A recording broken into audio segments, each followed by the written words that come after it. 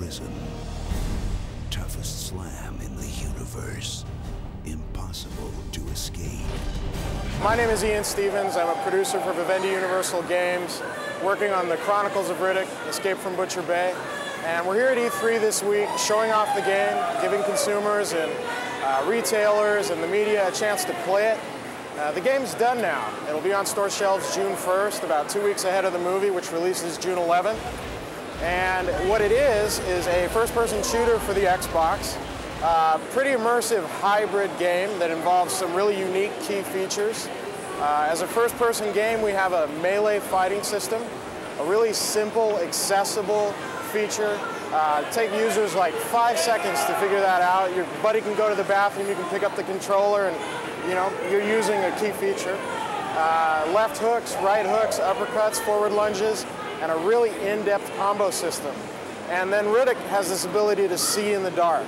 So of course stealth is a big part of this game as well. Although traditionally stealth is usually about avoiding conflict and getting through areas without being seen. In the Chronicles of Riddick, Escape from Butcher Bay, stealth is more about catching guards unaware, shooting out the lights, getting a dark room where guards are afraid, and looking around with flashlights. Then we have action-adventure elements which really capitalize on the amount of work that the studio put into making sure that the game was a great prequel to Pitch Black and the new film. You can interact with all these different NPCs in the world, trade cigarettes or money with them for weapons or information, take on side missions. There's a lot of character development in this universe, and there's a lot of that that's done through being able to talk to virtually anyone you see. And then of course we have an incredible action element. A lot of weapons that we're giving players to use with a lot of technology built around that to make the environment really interactive and really reactive to anything they want to shoot at. Lots of destructible entities in the environment, things you can blow up, things you can use as a gameplay mechanism, shooting down ceilings or fans in the ceiling to drop them on enemies, things like that. And of course the technology is also a big feature. At E3 for a couple of years now, people have been looking at games like Doom 3, Halo 2, Half-Life 2, and getting really excited about things like dynamic lighting and real-life physics and some of the incredible detail that can be achieved through things like normal mapping and really advanced bump mapping. And we do all of that in Riddick, and it's really obvious. All the per-pixel shading, dynamic lighting, normal mapping is used on every object and area and surface and character in the game. Real-life physics are a big part of not only the interaction but also the gameplay. And ultimately, the game is done and running at a smooth 30 frames a second. And players will be able to pick this up in a couple weeks, have it, enjoy it, not have to wait like they're going to with a lot of these other, big flashy games that are, starting to make people a little anxious.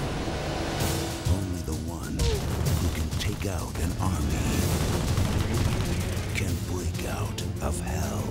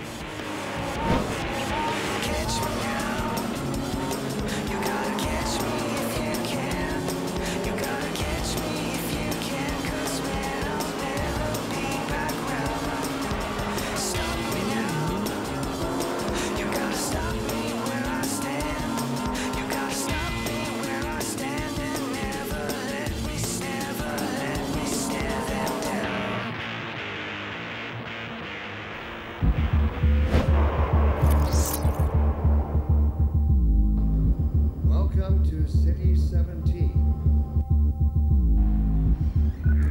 Instinct could inflict a fatal injury on our species.